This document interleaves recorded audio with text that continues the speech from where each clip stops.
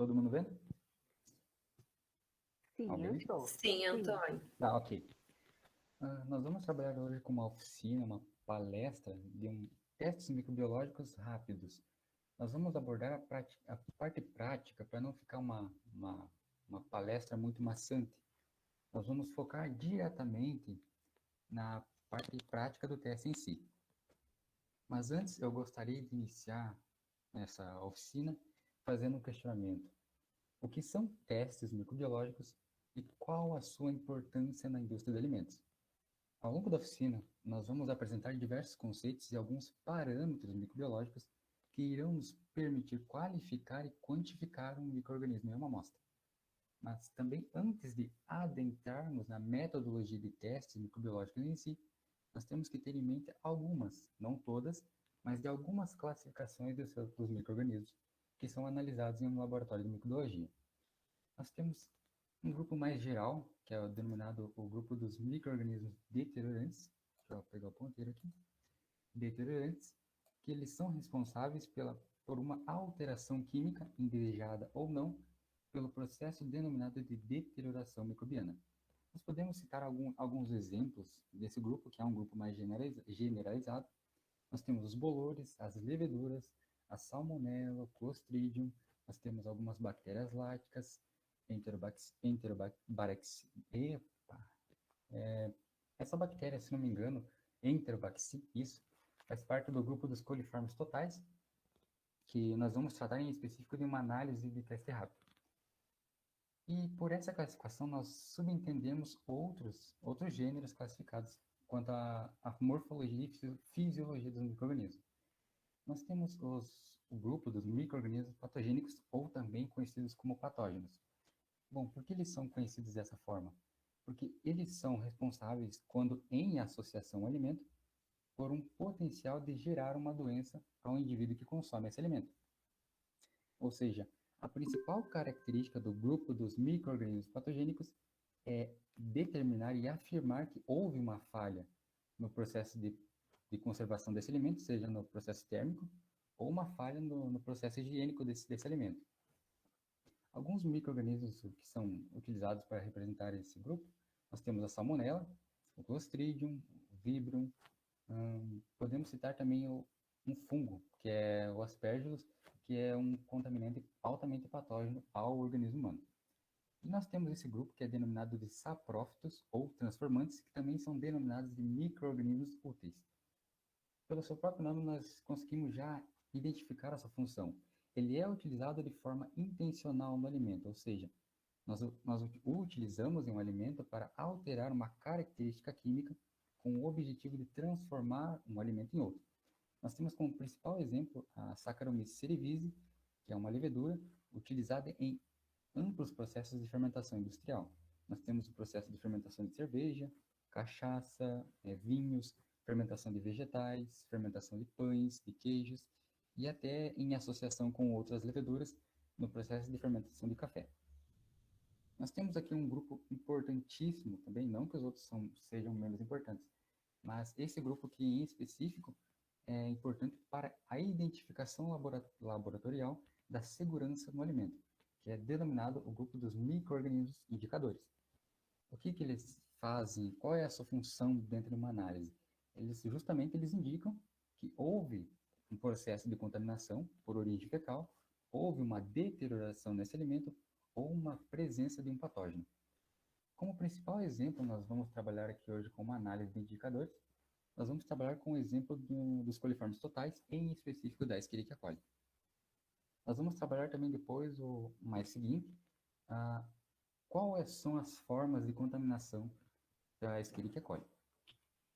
Outra classificação importante para determinação e qualificação de um micro-organismo em uma amostra é a técnica de Gram, que é uma técnica de coloração por pigmentação e subentende qual é a complexidade da parede celular do nosso micro-organismo. Nós temos duas classificações em específico. Nós temos a técnica Gram negativa, que apresenta uma coloração vermelha, e ela subentende que a parede celular do nosso micro-organismo ela é mais complexa. Nós temos ainda a técnica Gram positiva, que é identificada por uma coloração roxa, que subentende que a parede celular do nosso micro-organismo ela é mais simples. Bom, por que determinar essa complexidade em função da pigmentação?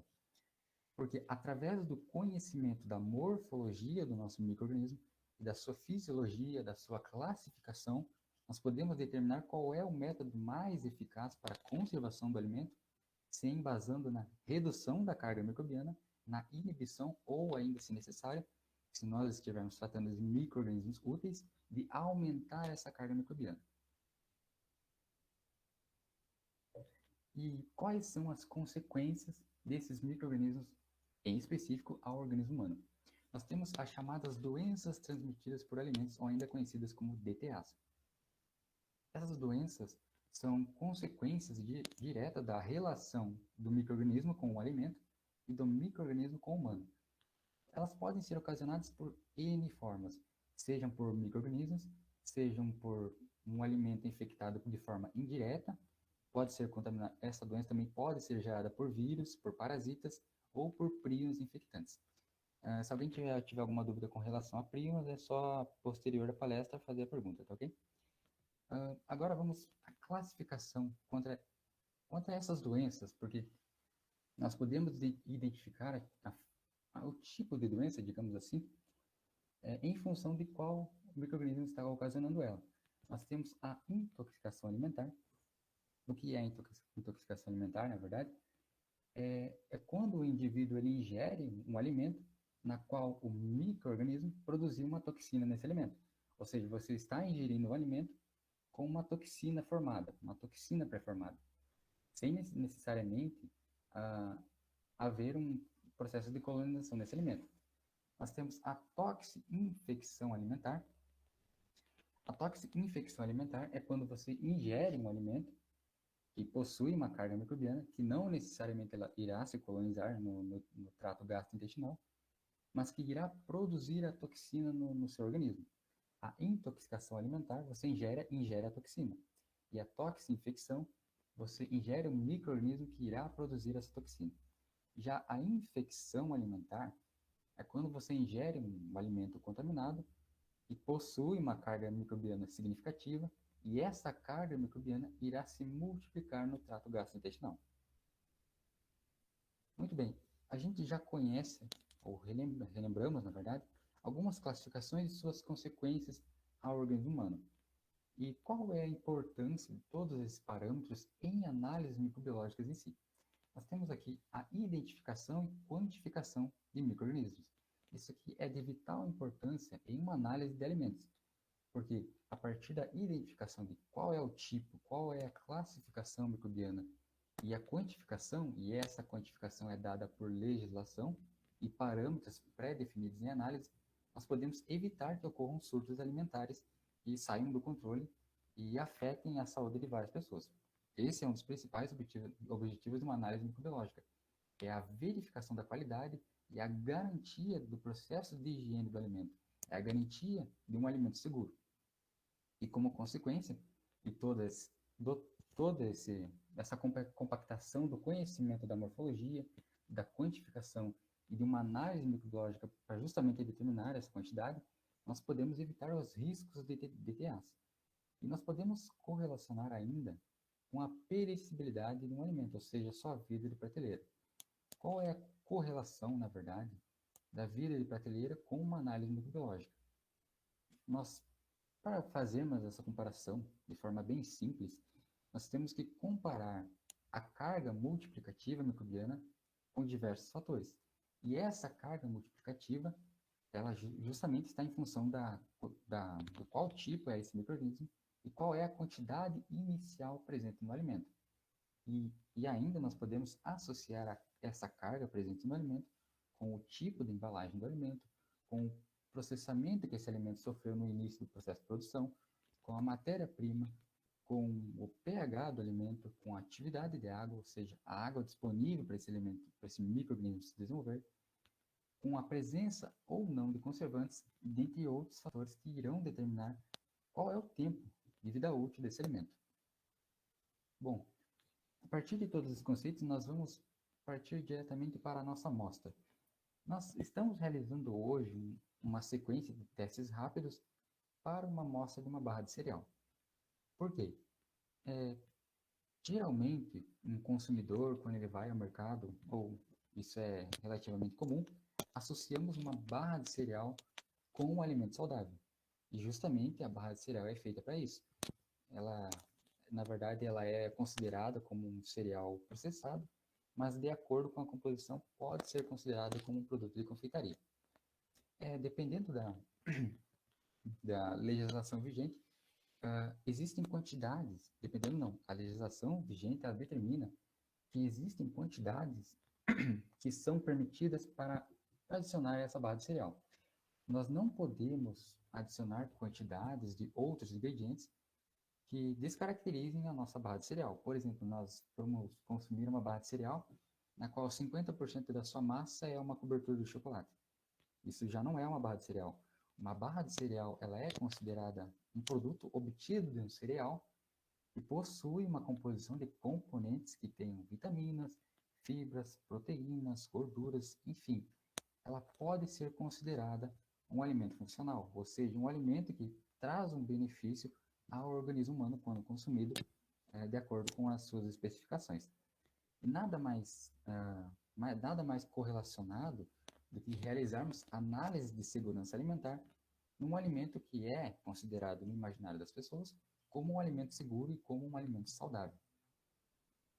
Agora vamos tratar diretamente dos testes e parâmetros microbiológicos em específico da nossa amostra. Nós vamos trabalhar, na verdade, 3 análises de testes rápidos, de acordo com a instrução, essa é a instrução normativa que rege todos esses parâmetros. Não existe só esses parâmetros em específico para a barra de cereal. Na verdade, cada classificação de alimento, cada tipo de alimento, existe uma tabela pré-determinada em análise e limites de mínimo e máximo para o micro-organismo. Nós estamos tratando de uma análise microbiológica para a barra de cereal, com os micro-organismos patogênicos, indicadores e úteis. Agora, vamos tratar no conceito, na verdade, de teste rápido. Nós temos que ter em mente que um teste rápido ele é viável para a indústria, não só pelo ganho de tempo, como também, além do lucro, é claro, mas também com o ganho de certeza do resultado expresso na análise. O teste rápido é justamente classificado como rápido porque ele apresenta um resultado confiável. Não é porque ele seja rápido, e nós temos isso em mente, a maioria das pessoas tem, que algo rápido ele é feito de qualquer forma. A análise de teste rápida ela é amplamente utilizada em diversas indústrias, sejam indústrias de análises clínicas, sejam indústrias de qualidade de água, e no nosso caso nós estamos tratando da indústria de alimentos. A análise de teste rápido, nós já vamos deixar isso bem claro, com comparação a uma análise convencional, ela possui um ganho de tempo de 2 formas. Nós podemos obter um ganho de tempo de uma análise de teste rápido no preparo da amostra e o restante do tempo para o manuseio do material e expressão do resultado pode ser o mesmo com comparação a uma análise convencional, ou nós podemos ter um ganho de tempo significativo na expressão do resultado. Porém, o preparo da amostra ele segue os mesmos conceitos da análise convencional. Aqui eu vou colocar no vídeo para vocês, eu vou comentando. Justamente ele demonstra de forma bem didática a comparação entre uma análise de teste convencional e uma análise de teste rápido. E no nosso caso, nós estamos trabalhando com a Petrifilm. E é uma análise desenvolvida justamente para apresentar resultados confiáveis, tanto na sua qualificação microbiana quanto na sua quantificação, e em um tempo relativamente menor. Bom, na esquerda nós temos a análise de teste convencional. Aqui, por curiosidade, ainda nós temos o preparo da amostra. E na direita nós temos a análise de teste rápido, que é a Petrifilm. Na direita ela já está preparando o processo de incubação da amostra, já foi pré-preparada, e ela vai incubar pelo número de horas, de acordo com o tipo de micro-organismo, e vai fazer a análise. Nós percebemos que, se fôssemos compararmos, partirmos partindo do mesmo ponto da análise, ou seja, do pré-preparo da amostra, que a análise convencional exige mais materiais, exige um conhecimento mais específico da análise e exige um tempo maior e exige também um manuseio correto de tais equipamentos. E também, além de que esses equipamentos da análise convencionais são equipamentos que são relativamente complexos, se não tratados de uma forma eficiente no tempo analisado. Já a análise de teste rápido, nós vamos ter em mente isso na parte seguinte, da análise que nós vamos tratar, tanto de indicadores patogênicos e úteis, que ela é uma análise relativamente simples. Aqui nós percebemos que na análise de teste convencional, deixa eu voltar aqui para deixar isso claro, aqui, que nós temos uma estufa, ou podemos dizer, uma incubadora, que nós não podemos empilhar determinadas quantidades de placas de Petri que são utilizadas em análises de testes convencionais de qualquer forma. Se nós colocarmos uma em cima da outra e forem análises líquidas, amostras líquidas, na verdade, vai formar uma bagunça dentro da nossa estufa. Diferentemente da Petri Film, que são filmes relativamente finos, são placas finas e descartáveis, que nós podemos adicionar até 20 a quantidade máxima, e podemos, assim, otimizar o nosso espaço dentro do laboratório. Percebam aqui que, enquanto a análise convencional ainda está em processo, a pessoa que já realizou a análise de teste rápido está gastando tempo com alguma coisa útil. E isso aqui já fica claro qual é a diferença de comparação entre uma análise de teste rápido e uma análise convencional. É justamente o ganho de tempo. Mas tenha em mente que o pré-preparo, nós estamos tratando da Petri Film em comparação com uma análise convencional, esse pré-preparo ele é o mesmo. O preparo da amostra é o mesmo. O ganho de tempo ele se dá no resultado expresso da nossa amostra. Bom, aqui a minha colega já vai adentrar em específico na análise. Nós já vamos entrar na parte prática do reconhecimento das análises de testes rápidos.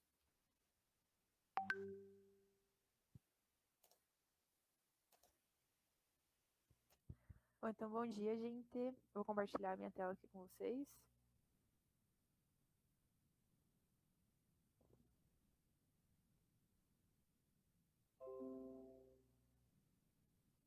Aí.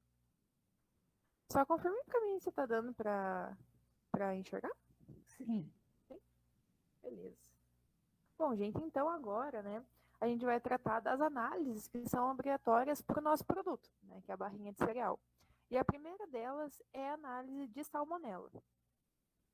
Bom, mas o que é a salmonela, né? A salmonela ela é considerado um micro-organismo que causa uma doença chamada salmonelose. E essa salmonelose, ela acarreta no organismo humano o que a gente chama de intoxicação alimentar, né? E essa intoxicação alimentar, que é causada, né, pelo micro-organismo da salmonela, ela é considerada um problema mundial de saúde pública. Mas por que ela é considerada, né, um problema tão grande? Porque a salmonela é um micro-organismo que ela está presente em diversos produtos alimentícios. Então, o controle dela tem que ser muito rígido, muito rigoroso, né? E com isso, a gente tem hoje no mercado uma variedade muito grande de testes rápidos, porque a salmonela, ela é uma análise convencional dela, ela é muito longa, né? Então, a gente tem aqui um fluxograma da análise convencional da salmonela. Né? Então, a gente vê aqui que cada etapa desse processo leva em torno de um dia para ser concluído. Né? Isso fora o preparo anterior, né? A autoclavagem dos materiais, o preparo das diluições. Então, isso leva muito tempo. Né? Então, a gente tem que, no mínimo, uma análise de salmonela convencional leva em torno de uma semana para ficar pronto. E dependendo, né, dos resultados, às vezes tem que fazer alguma confirmação ou algo do tipo, que pode levar até 2 semanas para essa análise ficar pronta. Bom, e como alternativa, a gente tem o kit dos testes rápidos da Petrifilm, né? Então, esse kit em específico é para análise de salmonela. Tá, mas o que tem, né? O que tem esse kit? Bom, nesse kit a gente tem uma base e um suplemento enriquecido, né, para a gente fazer ali o crescimento das espécies de salmonela. A gente também tem uma placa, né? Essa placa a gente vai ter ali o agente gelificante, né, para colocar a nossa amostra, e também a gente tem um disco de confirmação, né? O disco de confirmação, ele tem nele ali um substrato que ele é bioquímico, né, e depois, mais para frente, eu vou explicar para vocês como que ele funciona. Bom, e como que a gente realiza, né, uma análise com o kit da Petrifilm, né? Então, primeiro, a gente vai pesar o suplemento, né, que vem no kit. A gente pesa o suplemento e adiciona ele na base enriquecida, né? Uma base que também já vem no nosso kit. E lembrando que essa base ela já deve estar autoclavada, né? Então é uma coisa que a gente tem que fazer antes do processo da análise. Depois, a gente vai preparar a diluição do nosso produto que vai ser analisado, né? Então, a gente vai pesar ali a nossa amostra, né? No nosso caso, a barrinha de cereal. E depois da nossa amostra pesada, a gente vai adicionar aquela base enriquecida e o suplemento também na nossa amostra. E depois a gente vai homogeneizar, né? Esse recipiente ali que vai ter a amostra, a base e o suplemento também. Bom, depois disso, a gente vai incubar essas amostras numa temperatura de 41 graus e meio. Essa incubação, né, é o período que a gente considera o mais longo, né, da análise, que ele leva em torno de 18 a 24 horas, né. Depois disso, né, quando a amostra ela já estiver no período ali de incubação, a gente vai pegar a placa, né, que vem no nosso kit também, e vai pipetar no centro dessa placa 2 ml de um diluente estéril. Esse diluente, ele vai ser o formador do gel. Então, quando a gente pipeta o diluente na placa, a gente precisa rolar o filme superior, que vem em cima dela, e a gente retira todas as bolhas de ar que vão se formar ali. Depois disso, a gente coloca um difusor.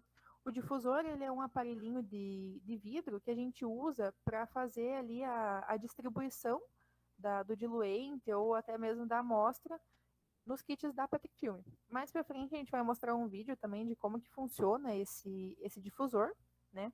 E depois disso, depois de gente ter colocado o diluente, a gente vai deixar essa placa num local protegido da luz e também numa temperatura ambiente, porque esse diluente em contato com a placa, ele vai formar o gel, né, que vai ser onde a gente vai colocar a nossa amostra depois. Bom, e com o gel formado, né, e já passado ali o tempo de incubação, a gente vai pegar a amostra e vai colocar ela na nossa placa, né? Então, a gente vai retirar a amostra com uma alça e vai passar ela sobre o gel que foi formado na nossa plaquinha, né? Então, a gente vai vai passar essa alça com um movimento de zigue-zague para que ela abranja desde o começo até o final da nossa placa. Depois disso, a gente vai fechar novamente o filme e vai retirar ali com as mãos também todas as bolhas de ar que vão se formar com o fechamento.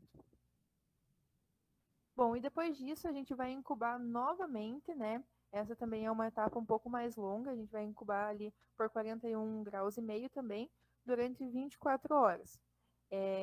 Relembrando também um negócio que o Antônio falou, é em relação à quantidade de placas que a gente pode empilhar na estufa, né? Então, a Petrifilm, ela permite com que a gente utilize ali 20 placas, né, empilhadas na nossa estufa. Bom, e depois disso, a gente consegue fazer daí a contagem das colônias de salmonela que foram formadas nas nossas placas. Bom, depois, caso, né, durante a nossa contagem, a gente não tenha certeza de que aquelas colônias que formaram ali na placa são de salmonela, a gente vai utilizar o nosso filme de confirmação, né? Então, a gente vai levantar novamente o filme da placa e vai adicionar esse disco e vai incubar mais uma vez, né, na mesma temperatura de 41 graus e meio, durante 4 a 5 horas. E a gente vai fazer a contagem novamente. Mais para frente eu também vou mostrar para vocês qual que é a diferença que dá entre uma placa que não tenha confirmação e uma placa que tenha confirmação também. Bom, aqui eu vou passar para vocês um vídeo de como que funciona, né, um pouco mais, de uma forma mais visual, como que funciona e como que faz essa análise.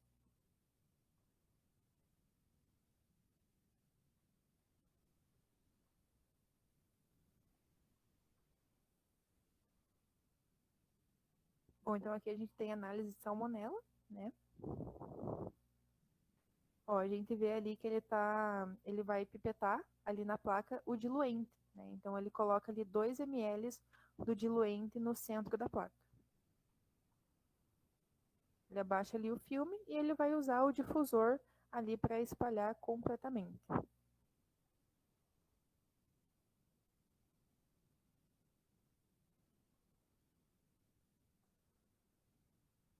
Bom, e ali o gel já está formado, né? E ele vai colocar a amostra da análise na placa.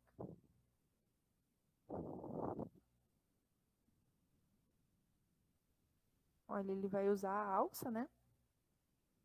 E reparem no movimento que ele faz para espalhar a amostra na placa. Então a gente pega ali toda a área circular ali, a gente consegue colocar a amostra.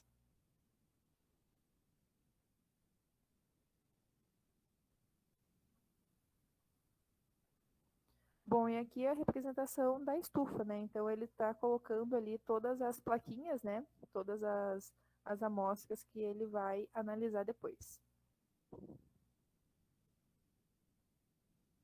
Bom, e a partir daí, a gente já tem o crescimento das nossas colônias de salmonela.